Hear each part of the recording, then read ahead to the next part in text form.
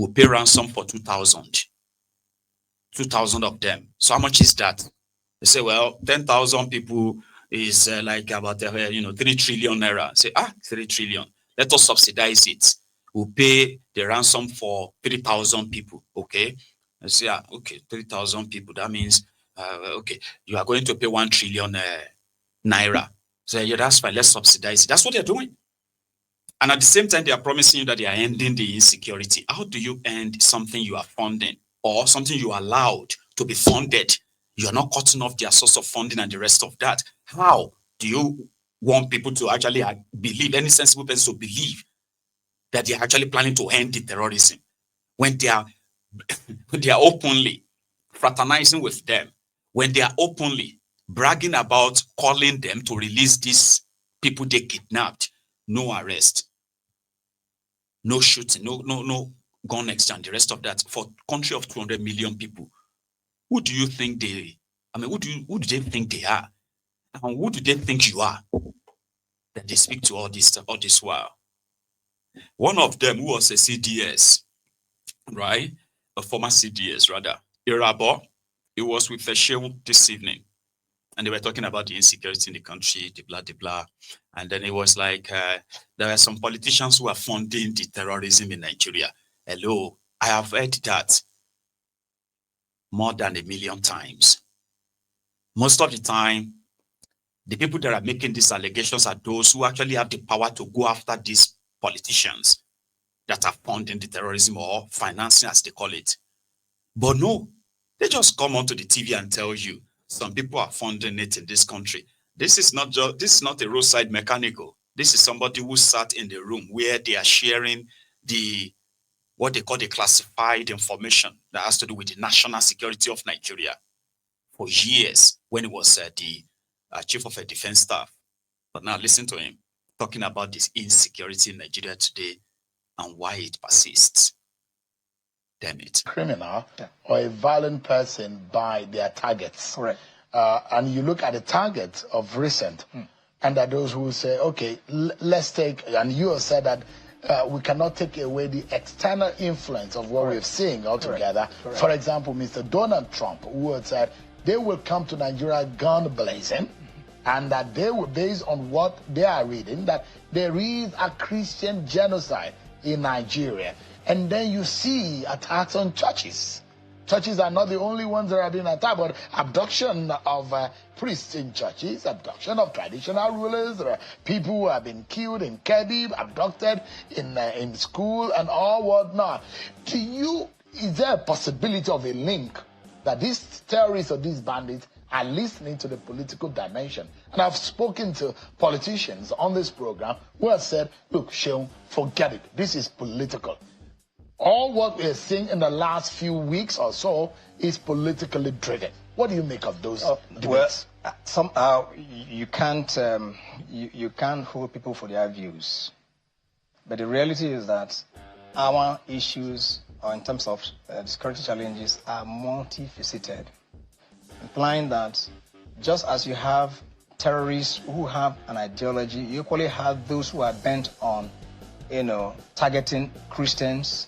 And there are also those who are also targeting communities, that is, desiring to displace communities and wanting to stay in those communities to be able to have a voice, or perhaps that could be their bargaining chip, as it were. For whatever reason, there are different reasons. There are those who are also regarded as economic criminals and so on and so forth. So if you now just assume, or if you like, lump the entire thing to be one of those strands, then of course that would be, the analysis would be wrong. And those who also say it's political is also, again, that will be lumping all the issues to assume that all the other issues, do not matter. It's just for you to heap it at the back of the politicians. That's also not correct. That does not mean that some politicians have not taken advantage of the insecurity, or if you like, the state of under governance, as it were, if I may use that coinage, to want to perhaps gain some form of leverage, to give impression that they can do better. Others perhaps want to give impression that, look, to score the point that there is poor governance, they could also instigate certain crises in one way or the other. So those who believe that it's purely political, maybe assuming their argument, maybe having the argument from that angle. But then, for me, as a security person, and who, of course, has seen it all, I mean, it would be wrong for So, General, for the fact Christians are being targeted. Of course, some Christians are being targeted. No doubt about it. For a fact, politicians are funding terror in this country. Some politicians. Yeah. If I wouldn't want to say. I mean, so when I say politicians, that means that there are the politicians who are funding it. Of course. But why has it been difficult for us to be able to know the names of? Why is it strategic? Is it intelligence? Or why has it been difficult for names to be named? Well, this is not what I should come here to begin to discuss. More so that I know I'm no longer in active service, but I believe that there are a lot of individuals who are being called to question. You also recall that even whilst I was there were some trials that were made, especially for the financiers and so on and so forth. So it's not for public consumption. It's what I think we should do at this point is to give support and trust those who have been charged with such responsibilities that they will do what is right. And I think that it's our responsibility to also encourage those who are on the fence to begin to reason that. For them to know that not everybody in government is a criminal. Not everybody in government is a liar. Not everybody in government is unserious. That there are a good number of Nigerians who have the heart of delivering the mandate for which they have been appointed and the mandate for which they have been elected. Yeah, Nigerians can be very certain that our conversation is going to be operation strategic and, of course, in some way. Now, I don't want to be pessimistic, even though I am, but I don't want to sound the same now, okay? And at the same time, I just want to speak from the heart now, before I go into another thing. And speaking from the heart may make me start sounding as somebody who is deluded, like somebody where imagination won't want. But I'll still say it anyway. Why? I'll start with this, right? So why is it so difficult to name names and go after the suspected people who have links to these terrorists, whether they are politicians, religious leaders, private individuals, whoever they are? Do you understand? At this point, there should be an operation that shows that, you know what, this is it. Because as the military, especially the army, Nigerian army, who have paid so dearly, man, they have killed Nigerian soldiers. So if to say Nigeria is a real place, the Nigerian army should, if they actually wanted Nigerians, as we are putting it now, like Nigerians to believe in them and even join them, to show their sincerity, they have to come clean and tell the world or tell Nigerians how many soldiers they have lost to this endless, bloody jihadist war. Or should I say the jihad?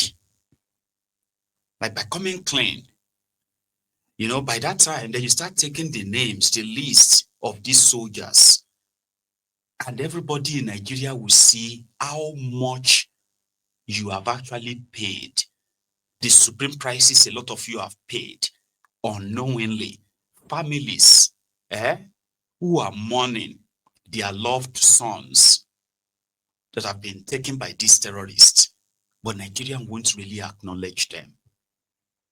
You understand what I mean? Like, apart from the fact that about 30% or more of your national budget goes into funding the fight against this terror, money that could have been used to improve infrastructures, to put into other programs that could actually touch lives, including the lives of the victims of this terrorism, who are living a hell of a life in refugee camps scattered all over the country. So they had taken so much money from you to fund this, but rather than reduce the entire violence, it seems like it's like the money is like fuel, like adding fuel to fire. So as Nigerian army soldiers who might probably see my video, this is part of things that goes through my mind when I, without being skeptical or, pessimistic rather, that did they ever imagine, right, what their sincerity could actually do in changing this entire war? Nigerians are being prepared to be killed. That's exactly what the Nigerian government and the Nigerian military are doing. They are concealing information that some people are feeling like, if these informations are available, and you know how valuable those information can be, why not use them and save lives? How difficult is that? They have killed thousands of Nigerian soldiers.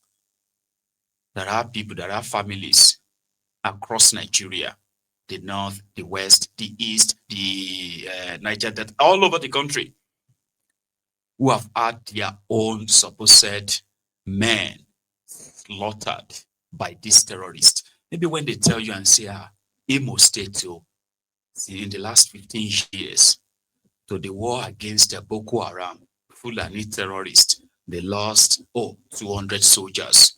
Ogun State, they lost 200 soldiers. Lagos State lost 300.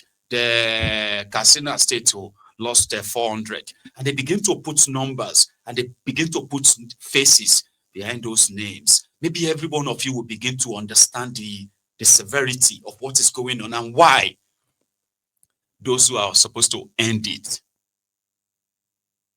and why they continue to enable it by allowing the terrorists, the sympathizers, to openly advocate for them, despite all the destruction they've brought upon Nigeria. Begin to categorize it. How much Nigeria have lost in the last 10 years of this terrorism in Nigeria. Put number to it. Do you understand? Lives lost. That is the sincerity you need. Details, information that will help you understand that if anybody for any reason tells you that they should have this deal or whatever they are doing with these guys, you will harm yourself and go after them, because you realize that they are those who are even more dangerous than this armed terrorists. So that's why I said that it may sound like, Maiyegun, you are sounding deluded, as if to say you don't understand why they will never do all of that. When they asked Buba Galadima, the Kwakwan Sub's political ally, he said it is better they just recolonize Nigeria. But who is going to recolonize Nigeria? Alaji, what's the way forward? Either we like it or not, this is you and I, our country. We can't claim that we're Americans. We can't claim that we're from France. We are Nigerians. What is the way forward? You are a strong voice in the northern region. We've been condemning this government. We've been condemning several governments. What is the way forward? Security is all about you and I. It's not only for the government. So what is the way forward? We need a permanent solution, lasting solution to this, because everybody has had it up to here. You elect to go the leaders when time comes. How? With the election fraud going on? With you're asking me which way forward. I'm telling you. How do we get this right? You've been in the system. It's very simple now. It's very simple. Don't take their 200 naira and their Indomie. When there's poverty in the land, it's okay. And then people keep saying, when you ask, when you tell them, and suffer. Take it and suffer. You know that me, I'm not concerned with what is happening. All that I can do is to go to my farm and produce enough to eat. You have a farm and you're not scared going to your farm because of the rising state of security. If I stay at home, I die of hunger. If I go to the farm, if I'm lucky, I escape. So you have to give words of encouragement to farmers so that we won't go. They can't do. Look at it. Even the farming has been destroyed by this government. They made massive importation. Do you know how much a bag of beans is costing? 25,000 naira. So, how many bags of beans do you have to farm and sell and buy one bag of fertilizer? That's serious. Now, Laji, back to my question. Yes. How do we get out of Government should stop selfishness and do the job. How do they do the job? About it? How do they do the job? Excuse me. I suggested they bring in mercenaries to sort out the country. If they can't bring in mercenary, let them ask Britain to come back and colonize us. To colonize us, going back to 60 you don't know elder statesman Samuel Mbakwe before his death. That's his suggestion, and I supported him then. So you prefer for us to go back to of course, now days? they can sanitize the country, put us on the rule of law, and teach us democracy and good governance and stop corruption. But you know the presidency cannot do this alone. The lawmakers, the presidency cannot do this alone. What about the lawmakers? What about the government? No, forget about the judiciary, forget about the legislature, forget about the presidency. You, what's your priority in life? My priority is to have peaceful environment. So, does it matter that I can go out tomorrow and not look my back or be suspecting my next door neighbor? Does it matter whether it is a blue man or a black man or a yellow man that brings that peace to you and put food on the table? I'm a very patriotic person. Mm-hmm. That's why I have the guts to say this. You know that those in authority wouldn't like my guts.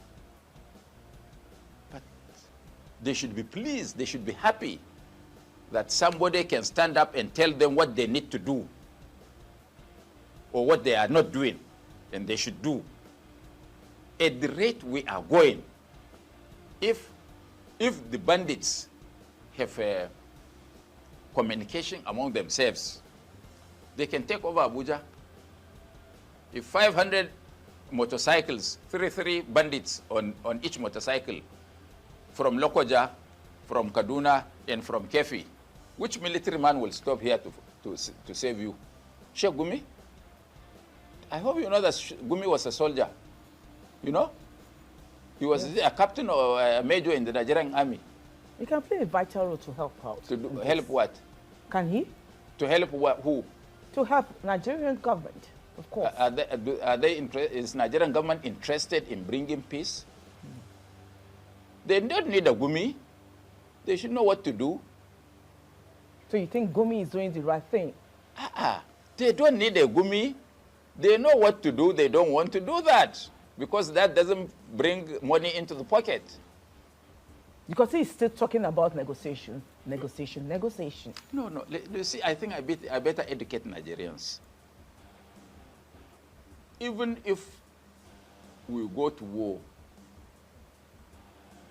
the end product is that we finish it on the table. But you have to put as much pressure as Trump is now putting on Nigeria to extract from the opponent. So, Gumi is a patriotic Nigerian who has a view. It may not resonate with me or you, but he remains a Nigerian with an alternative view to that of government. And let me tell you, if you are looking for the truth, ask your enemy or your opponent. Because from your sycophants and bootlickers, you will never get the truth. Now do to onfa. Ma okuta to wa nbe ma yoku nbe. Ma sabi gbata ba nsa ewa. He didn't lie anyway. Out of all he said, right?